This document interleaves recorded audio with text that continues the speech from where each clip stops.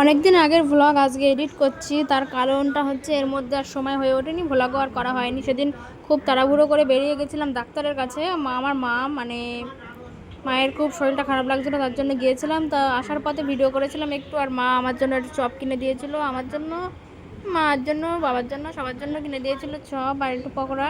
তাই বসে বসে এসে খাচ্ছিলাম সন্ধ্যেবেলায়। তারপরে রাত্রিবেলায় বিরাটির স্পেশাল সেই ছোটো ছোটো সিঙ্গারা খেলাম।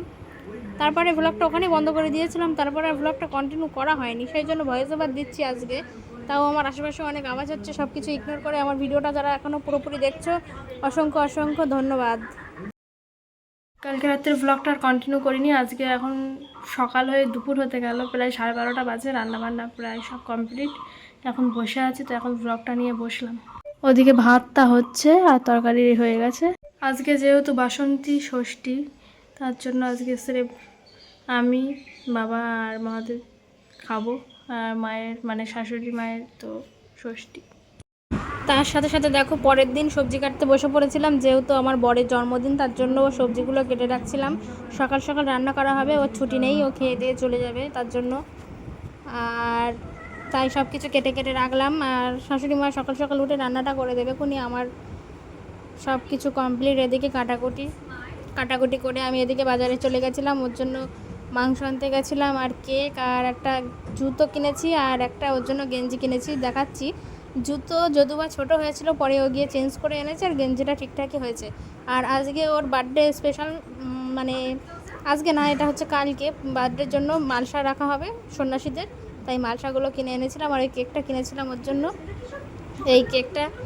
এবার যেহেতু কাউকে তেমন বলা হচ্ছে না, ছোটো করে আয়োজন করছি, তার জন্য রাত্রে বার্থডে সেলিব্রেট করবো একটু ছোটো করে, তার জন্য পেস্ট্রি দুটো নিয়ে নিয়েছিলাম, আর এখানে ক্যান্ডেল নিয়েছিলাম, আর এগুলো দিয়েছিল ওর সাথে কেকের সঙ্গে, কেকের দোকান থেকে দিয়েছিল। বার্থডে উইশ করার ঠিক আধ ঘন্টা আগেও বাড়ি এসেছিলো, আমি সেটাও ক্যাপচার করে নিয়েছিলাম। আর এই ফটো ফ্রেমটা ওর জন্য তৈরি করতে দিয়েছিলাম, সেটাও পেয়ে গিয়েছে, তো নিয়ে এসেছিলো। তো সেটাও আমি ভাবলাম যে তোমাদের সঙ্গে একটু শেয়ার করি। এই যে পুরোটা খুলে দেখাচ্ছি তোমাদেরকে। এটা আমাকে 300 টাকা নিয়েছিল, কিন্তু এটা মানে ঠিক আছে, কিন্তু আর একটু বেটার কিছু মানে আশা করেছিলাম, কিন্তু ভালোই লাগছে। এই যে সেই ফটো ফ্রেমটা, কেমন হয়েছে অবশ্যই সবাই কমেন্টে জানিও।